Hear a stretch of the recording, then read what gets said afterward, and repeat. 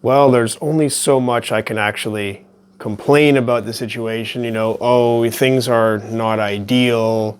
What's happening is it's going to cause all these problems. I mean, can go on and on talking about all the ways that something's a problem, but eventually you just have to get around to what are you going to do about it. So I do believe that there is always a positive silver lining. And even though sometimes you really have to reach, but so much of this isolation that is so big right now, it really is just the acceleration of something that's been going on for a long time.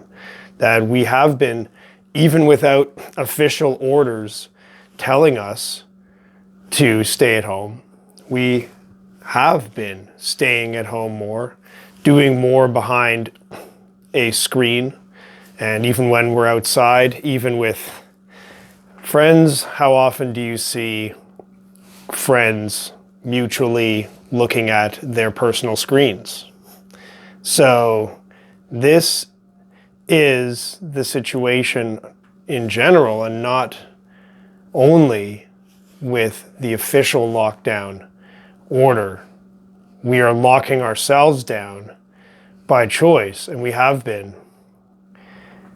ever since the screen life has been taking over. So as much as I can complain about it, what can we actually do? Well, of course, one thing is to say, let's take a break from screens, of course, so we can limit how much we are living in the electronic world. And, it's worth remembering that there is actually a real physical world out there, often easy to forget when that rectangular screen becomes the center of our day. But it seems helpful to continually remind myself that, oh yeah, there is actually a real world. And, today the sun is actually shining. And there is actually a real physical world with the bright sunlight, and there's trees, and there's water, sky. There's all these things that, I guess they seem kind of old-fashioned now. Maybe that's taking it too far, but, these things are still out there. And that's up to us to be able to remember those things.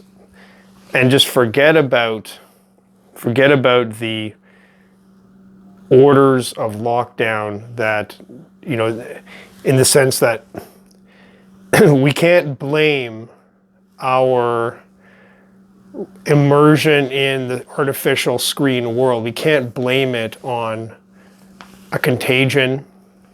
We can't blame it on lockdown orders.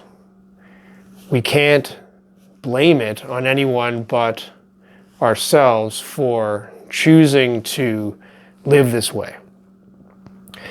But the silver lining, you could say, the good thing is that when we blame something on ourselves, the good thing about that is that, well, maybe we can actually do something about it. Whereas if we blame the situation on something entirely outside our control, maybe we can just feel like we're just passively accepting it and we can't do anything about it anyway. So there is a real world out there, and we have the ability to be part of that real world. We have it within our power to choose how much we want to be electronic. Now, during this temporary period of lockdown, we are being pushed more towards the extreme of it.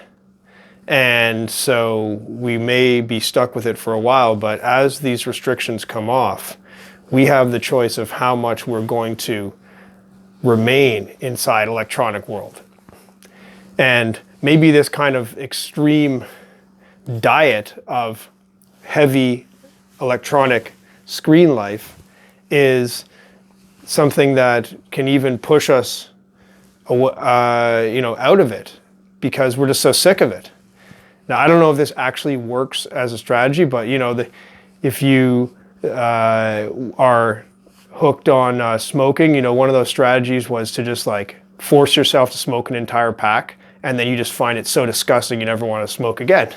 Probably not a great idea, but maybe that is a little bit like what this is. Let's say you love to eat cookies, so you force yourself to eat an entire pack of cookies, an entire cookie jar, and now the thought of cookies is no longer pleasant to you. Now, it doesn't seem like this actually works as a strategy, but maybe this is something like what's happening to us now, that we're now forced to spend so much time behind these screens that maybe by the end of it, we will decide that we've had enough.